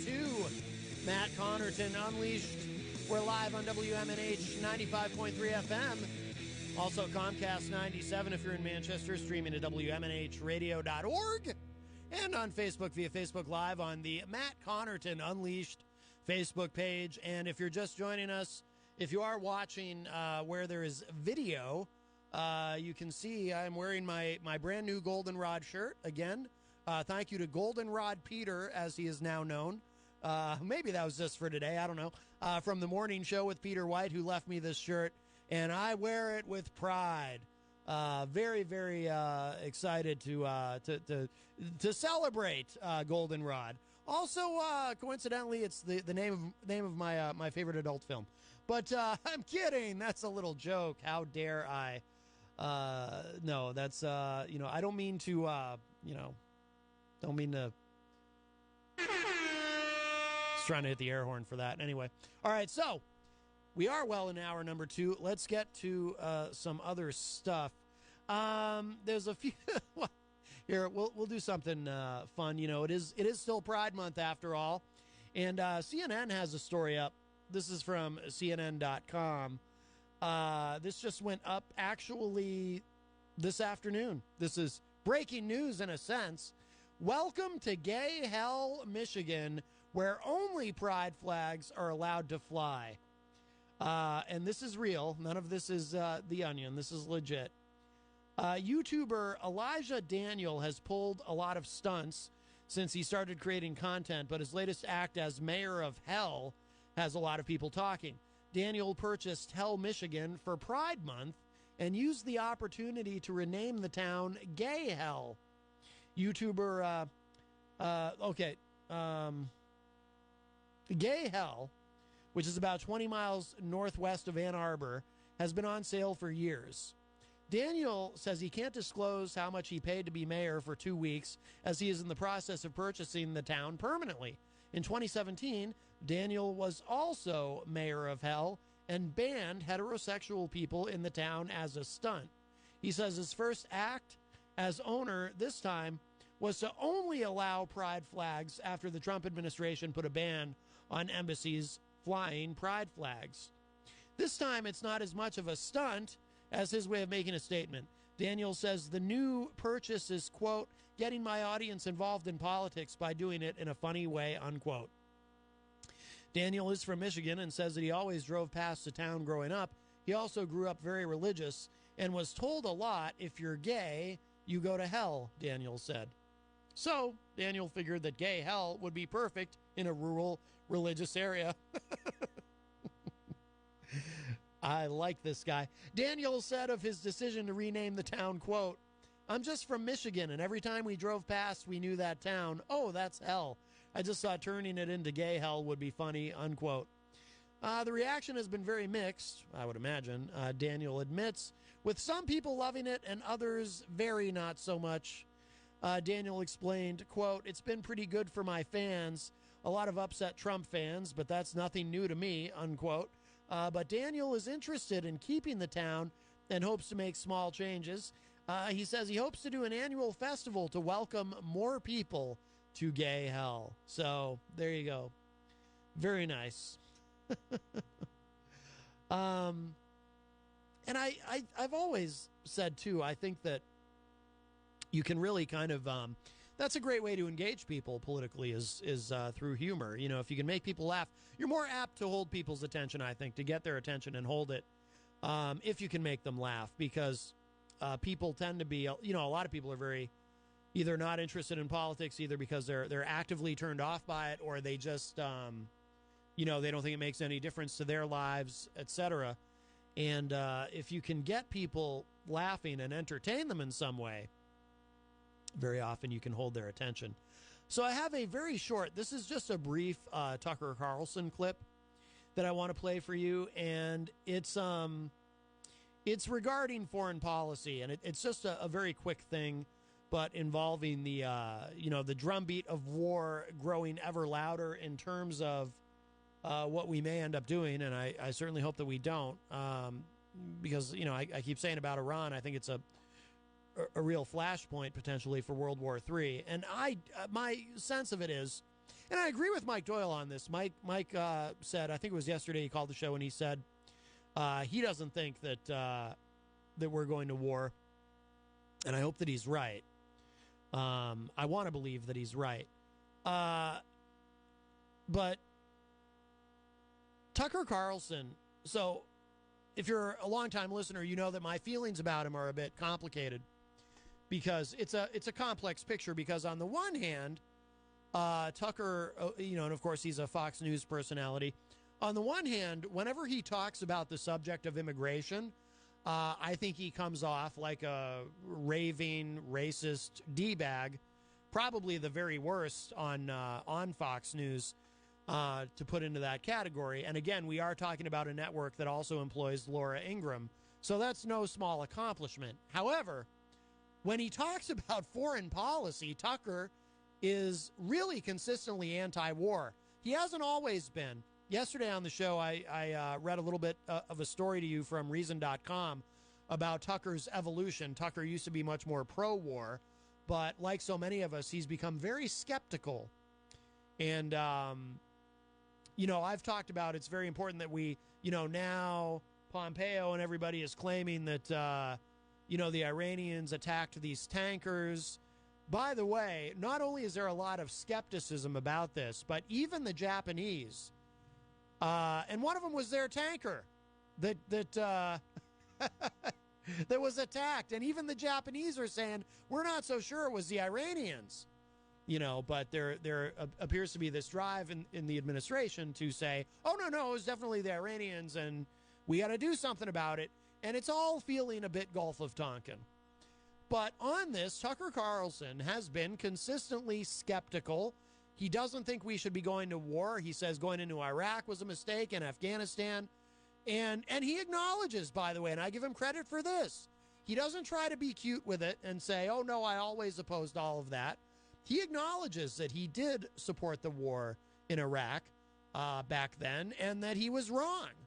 And so I give him credit for that. And again, he's on Fox, so he's conveying this to an audience that probably doesn't want to hear it, because the Fox's key demographic, which is, of course, 70-year-old white male conservatives, don't necessarily want to hear about why war is bad. They would rather hear about why war is awesome and cool, and you know, we should go out into the world and kill everybody we don't like. And Tucker is saying something very different. And I know if you're a regular listener, you've heard me mention it a million times. But one of my favorite cable news moments ever was Tucker Carlson's epic takedown on air of John Bolton and his very frightening mustache shortly before Bolton was picked to be National Security Advisor for the Trump administration, when Tucker just took him apart, and it was beautiful. And Bolton was clearly unhappy, and I'm sure part of that was he thought he was in safe harbor being on Fox. He figured, okay, he's going to be asked a bunch of softball questions, and Tucker's probably just going to agree with him on everything, and because that's what that audience wants, and that's not what he got from Tucker. And Tucker really, I mean, it was just beautiful. It was a thing of beauty. I'd never seen anyone take apart John Bolton quite like that. So, again, when Tucker talks about immigration, I think he's awful, but I've really been enjoying what he's been saying about foreign policy. Now, again, this is just a quick thing, but pay very close attention to what Tucker says here. We've got a Fox News alert for you tonight. The White House has announced that 1,000 additional American troops are being dispatched to the Middle East. That's after what it says is an Iranian attack on 2 oil tankers in the Persian Gulf. In a statement, the acting defense secretary, Patrick Shanahan, says that these attacks, quote, validate the reliable, credible intelligence we've received on hostile behavior by Iranian forces and their proxy groups that threaten the U.S. personnel and interests across the region, end quote.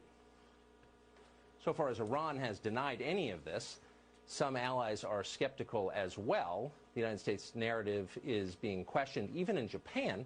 That's the home country of one of the stricken tankers. Japan says it's not convinced that Iran is responsible for what happened. Secretary of State Mike Pompeo says, in fact, the proof of Iranian involvement is, quote, unmistakable. Of course, this is not the first time the Secretary of State has expressed total confidence in the sinister intent of a Middle Eastern country. Colin Powell made a very similar case to the United Nations 16 years ago about Iraq, and we're still paying the price for that misplaced certainty.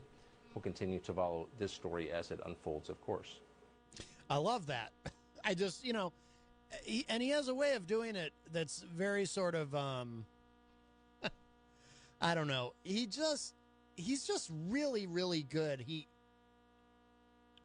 There's lots of people in media. Well, actually, in terms of cable news, there aren't that many people on cable news who are anti-war. Even on MSNBC, the so-called liberal network, there's plenty of pro-war material there. I mean, remember, you're never going to see, like, when Rachel Maddow brings on, somebody like Colonel Jack Jacobs or, retired Colonel Jack Jacobs or retired General Barry McCaffrey or any of these people who come on and, talk about why it's so important to have more war on top of whatever war we have. The answer to war is usually more war for these people. And, when she or Chris Hayes or any of these other people introduce these analysts, these experts who are going to come on and talk about why it's important to have even more war, they're never going to tell you. And by the way, in full disclosure, Colonel Jack Jacobs sits on the board of Raytheon or Boeing or whatever weapons manufacturer. He's going to directly, and I'm just using that as an example. I don't know if Barry McCaffrey sits. I mean, I'm sure he sits on the board of something. But just as an example, they don't tell you that, right? They never tell you. So we're going to have someone on now who's going to tell you about the importance of sending your kids off to fight these wars that have nothing to do with defending the country, but they're going to do a great job of convincing you that it must be done while they're making money from it.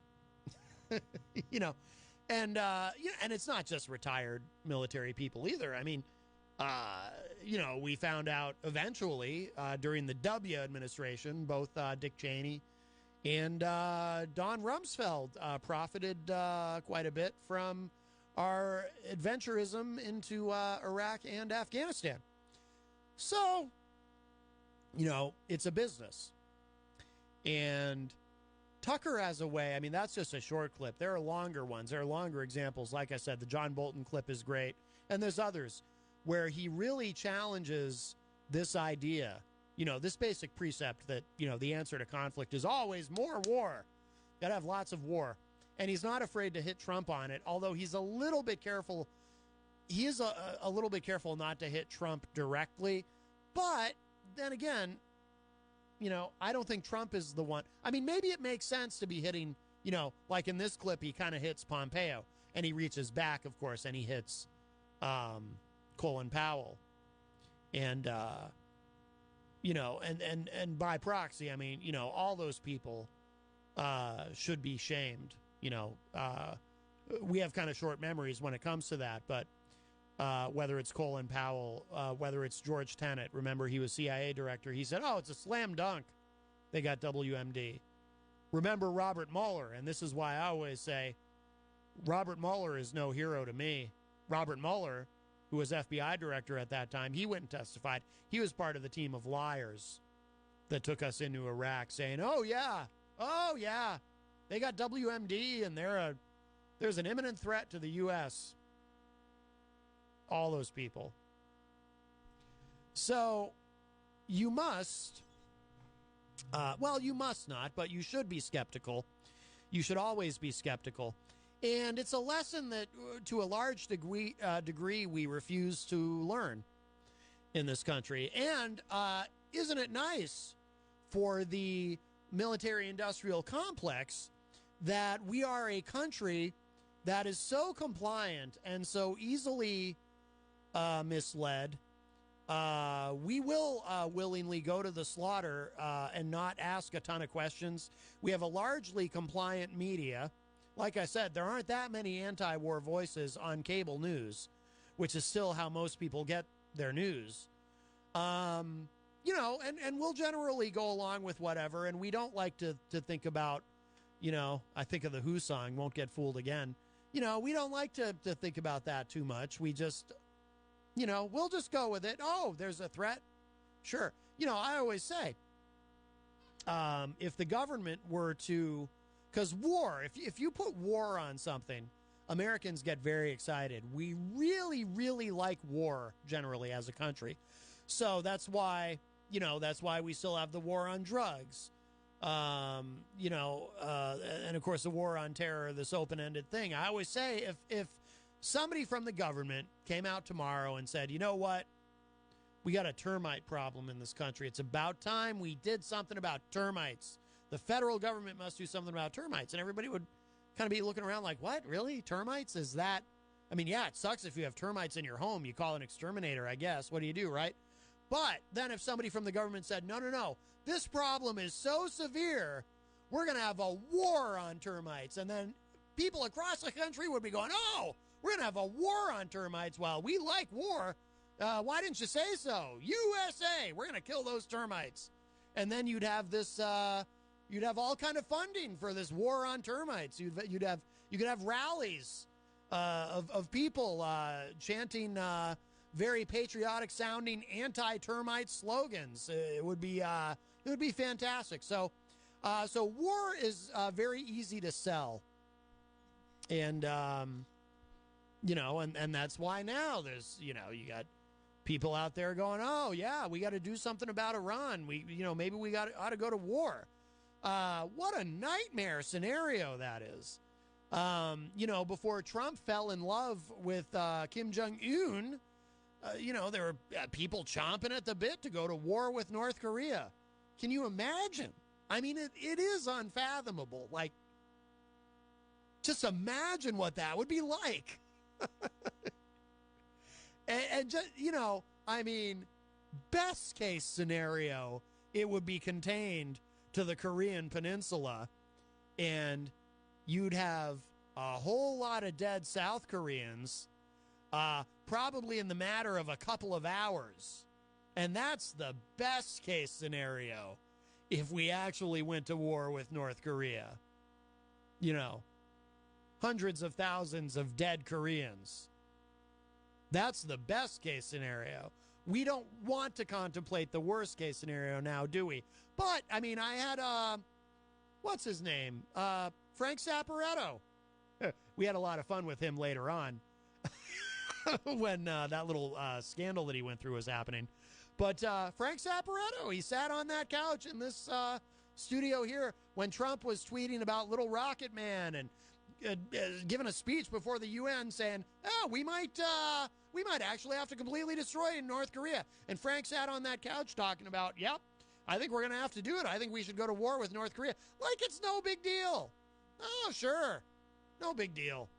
Maybe we'll throw around some nukes. There are people, though, who have that mindset, and it's creepy to me.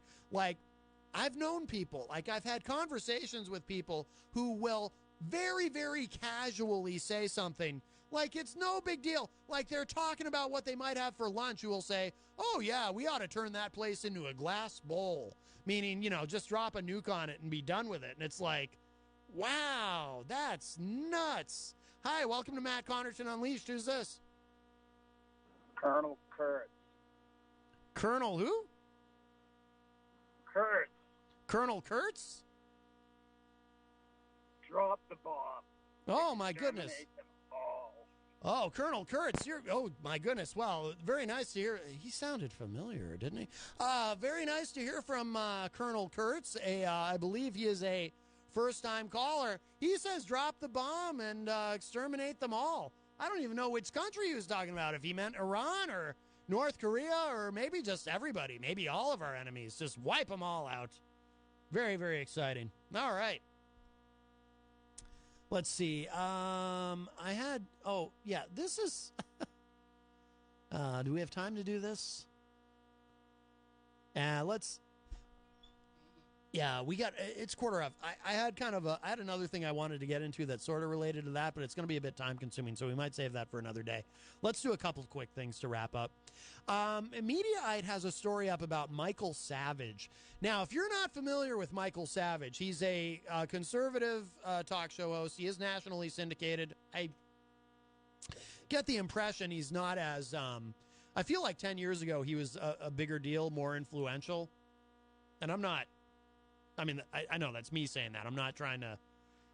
please don't take that wrong. Like, who am I, right? But I'm just saying, though, like, he was one of the probably top 10 at one time, one of the top 10 conservative talk show hosts in the country. And I think he's pulled back too. I don't think it's, because he seems like he's made for this era, actually, because his style is very, very brash.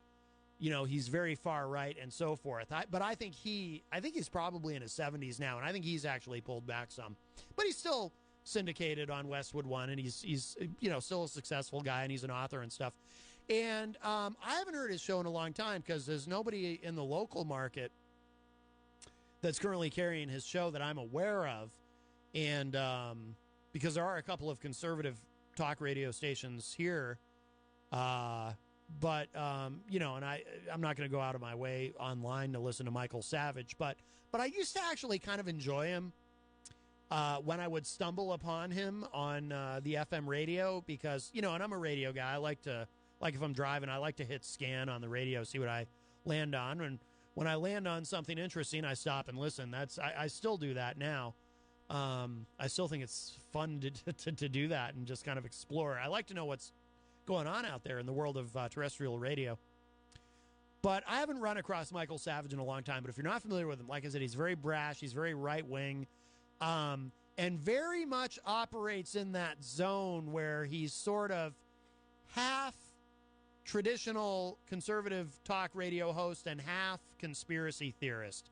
He sort of occupies that midpoint. And I realize the line, I say it all the time myself, that the line between right-wing conservatism and conspiracy theorism has gotten so blurry that it's almost not there anymore. The two have kind of melded. We have a conspiracy theory president. He made himself king of the birthers back in 2011 when he, took on... he didn't start birtherism, but he grabbed it and ran with it when he started talking about Obama's birth certificate. And, he's a big fan of Alex Jones, and, he thinks Rafael Cruz helped kill JFK and all this. So we have our very first... if you needed any greater evidence that conservatism and conspiracy theorism have melded, I think there's your proof right there, right? We have our first conspiracy theorist president. He believes conspiracy theories. So Michael Savage kind of operates in that zone, but he and he can be entertaining just because he's so over the top that even though I probably don't agree with him on much of anything, but I can't help but find him engaging and kind of fun. And also, too, I've always suspected, just like I still think with Alex Jones, and we've seen evidence of it, I've always suspected that Michael Savage is not entirely on the up and up, but I think he's playing a little bit of a character There's been people over the years who used to work for him on his show as producers or whatever who kind of indicated that, yeah, he's, it's very similar to, it's like in professional wrestling, right? In wrestling, and Easy G, if he's listening, he knows what I'm talking about. They say the best characters in wrestling are when the people who play them are really just being themselves, but they're being themselves with the volume turned all the way up. They're just being an amplified version of themselves. But those are the most believable characters, and so that's kind of what Michael Savage does, and he's kind of a wrestler in that sense. But Savage said something that this is from Mediaite that just really kind of caught my eye. Right wing. I always have trouble saying that. Right wing radio host Michael Savage rips conservative Trump adoration, saying to too many people he's a demigod. And I thought that was interesting because this is something his audience probably doesn't want to hear. But I say this all the time, how Trump, it's like the greatest example of mass hypnosis I've ever seen. I know very few people who simply like Trump. Most people I know, they don't simply like him. They are deeply in love with him and think everything, they love the way he insults people. And they love everything about him. It's quite remarkable. And it's, I always say, like Saint Reagan, Ronald Reagan, the patron saint of conservatism, would be jealous, would be envious of the adoration that Trump has of his followers. It's really incredible. And Trump knows it. Trump, like Trump said during the 2016 campaign, he could shoot somebody in the middle of Fifth Avenue and not lose any support. And that actually is true. I mean, obviously he was kidding about shooting somebody in the middle of Fifth Avenue. He wasn't really going to do that, but it is true. He wouldn't lose any support if he did. I think most Republicans would just be like, well, the person he shot, I'm sure they deserved it for whatever reason, and that would be it. So, and they really do, they worship him, especially Christian evangelicals. They worship him. So it was interesting to hear Michael Savage say this, that too many people, too many Trump supporters treat him like he's a demigod. So it says here, right-wing talker Michael Savage is far to the right and very rarely mentioned by mainstream press.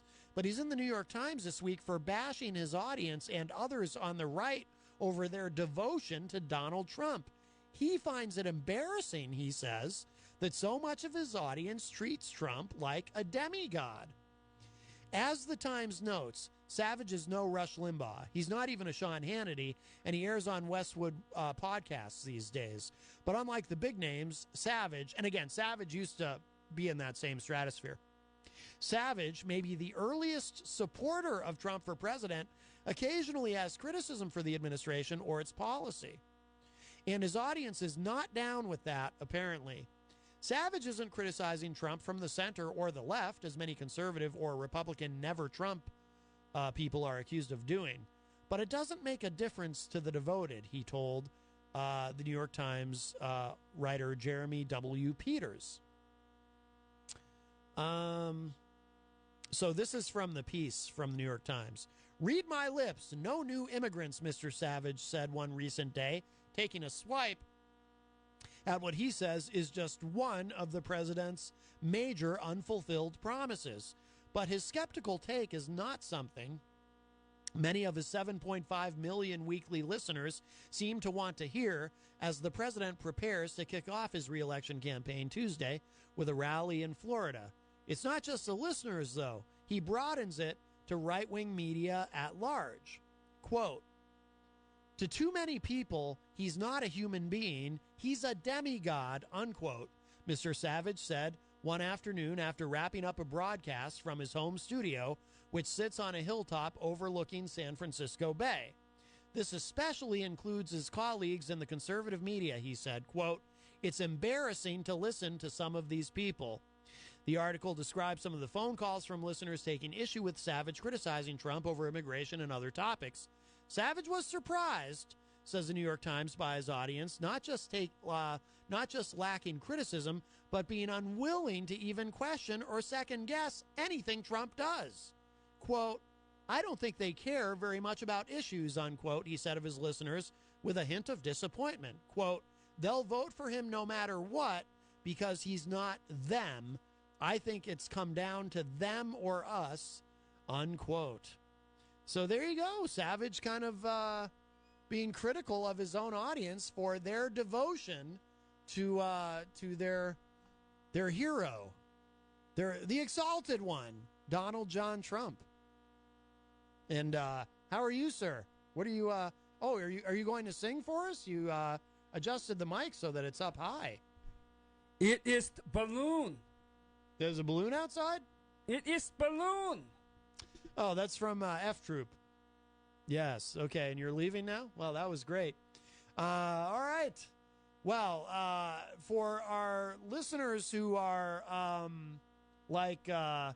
above the age of 50, which I'm not, and yet I got and I only know the reference because Hopwood has explained it to me before. That's a reference to a very old television program called F Troop. And so there's a possibility that someone out there listening actually got the reference and found that funny. All right. That's great. By the way, John Hopwood's program is on tonight at 7 p.m. on Channel 23. You can watch it online at manchestertv.org. Let's see. So we'll get in one more quick thing. Or we do have a time for a call if anyone's interested in calling in 603-250-6007, 603-250-6007. If you're just tuning in, be sure to listen to the archive of the show, and you can hear Easy G Eric Gagnon calling earlier to apologize to me for the terribly hurtful and mean things that he said this morning. That was on the morning show. I still am just devastated by his words. One more quick thing from rightwingwatch.org. See, I always have trouble. I don't know if anyone, it's subtle enough that I don't know if anyone even notices this when I do it. But sometimes when I say right wing, it comes out right wing. I'm exaggerating now. It's subtle when I actually do it. When I'm demonstrating it, I have to exaggerate it so that you can hear it. Oh, boy. Look who's back with more comedy stylings that no one even a day younger than you will know the reference, I'm sure. But, yes, go ahead. Are you ready for the goldenrod, the jingle? Oh, okay. Oh, good. Do you need the music? Don't you? You're the one who has it within his head. Oh, yes. Well, hang on. Goldenrod. So, what did you write a verse, or what are we doing here? Yeah, I thought you're the you just songwriter. You just want me to start it, and you'll accompany me? Yes. Are you jealous of my shirt? What does it say? It says Goldenrod. It's got the Goldenrod logo. Did you get that from Bill Berry's daughter? No, I got it from Peter White. Why did he get it? He was given shirts. Everybody was wearing shirts on the morning show for Goldenrod. They were at Goldenrod? I don't think they were at Goldenrod. They were here. The Goldenrod people were here? No. Easy G was here. Did they have the remote show at Goldenrod? Oh, not yet, but I'm sure that's coming. I thought it was going to be at Cremeland. Cremeland? Cremeland. Who wants to do a remote there? Oh, all right, here we go. Oh, wait, we gotta wait for this part. I'm trying to get Goldenrod to sponsor my show. Where's the Cremeland? Oh, all right, here we go. Goldenrod. Goldenrod. I really like your food and your ice cream. Oh! It's so much better than Cremeland. No! I really like your food and your ice cream. And you've got a superior crapper. Because you've got a crapper. Yes. Yeah, flush toilets. Available at Goldenrod. You don't have to go into a 5-gallon plastic can. Right, yes. Behind the shed. That's right. Oh! I thought somebody was supposed to write the lyrics for this damn song. Well, we just kind of improvise it. Goldenrod! Well, there you go. Who's that one? I think I broke my back muscle. Well, you do have to be careful. Goldenrod. Wow. I'm waiting for you. Yeah, I'm just the bassist, huh? No Paul McCartney, you. Well, I do play bass. That is true. Hit one of your tenor highlights. Goldenrod, really love your food and your ice cream. Really love your bathrooms too. You can't beat a flush toilet. When I have to go poo. Particularly when you have the runs. Yeah. Not from Goldenrod, though. No. Do you think the crappers are open to non-Goldenrod patients? Patients? Well, you might... I don't think they have... there we go. I don't think they have medical facilities there. You don't? I don't think so. Where is it near? It's not far from the Elliott... Well, it is far from the Elliott Hospital. It's up in Massabesic Circle, right? Yes, I believe so. Oh, that's like the farthest place in Manchester. Is it not? Well, but it's well worth it. I think Glenn, somebody out that we shall not name, was born between there and another place. Jenny says, OMG, Hoppy. What? I think she was I thought you had more your... lyrics. No, because you got to keep it simple and direct. All right, we have... we'll take this call. Goldenrod. We got to go quick, Hello? though. We're almost out of time. Yes. Well, hello, guys. Is this 95.3? Yes, well, it hello, is. guys. Wow. Well, this is Nicole from Cremeland. I thought I heard you say shout out that Cremeland might call. Oh, Cremeland. I am a Cremeland fan. This is a little awkward. So is Bill Perry, the alderman from Woodtown. Well, I just wanted to give you guys a shout out and let you know that I listen to your program all the time. Oh, well. We take Thank bribes. You. How do you feel about our jingle? You know what? I'm fine with it. There's so many people in Manchester, and I support small business, and there's only a few of us left. Bill's and Donuts. So I think it's great. I don't have a problem with it at all. I think it stinks, but, I'm just a third banana on this program. And how do you feel about Easy G? How is his performance? Hello, guys. Easy G is a character. I got to tell you, every time he comes into work, he makes me laugh. Yes. And he's a really good guy, and a lot of people enjoy him. And I think that he's definitely an add to your radio station. Oh, well, that's very nice. Very nice. His legs are wrapped up like a mummy's. Yes, they are. Yeah. Goldenrod. Well, Nicole, we are Cremeland. We are out of time, but thank you so much for the call. You're welcome. You guys have a good night. All right, you too. Well, hello, guys. Bye-bye. All right, and we are really out of... Tune in tonight. That was a little awkward, though. We were just for singing the Cremeland show. The Golden... Oh, are you doing a Cremeland show on 7 o'clock 13? to 8 live. Is that what you're doing? On Channel 23. We'll have Jim O'Connell, the one-man filibuster, and Jeff Castle. Oh, very nice. Who used to be the #1 crank in Manchester until I popped up. All right, well, we are quite literally out of time. Thank you. Thanks, everybody. I'll catch y'all a little bit later. Goldenrod. Can't touch this. All right. Can't touch this. See you, Boenig. You can't touch this.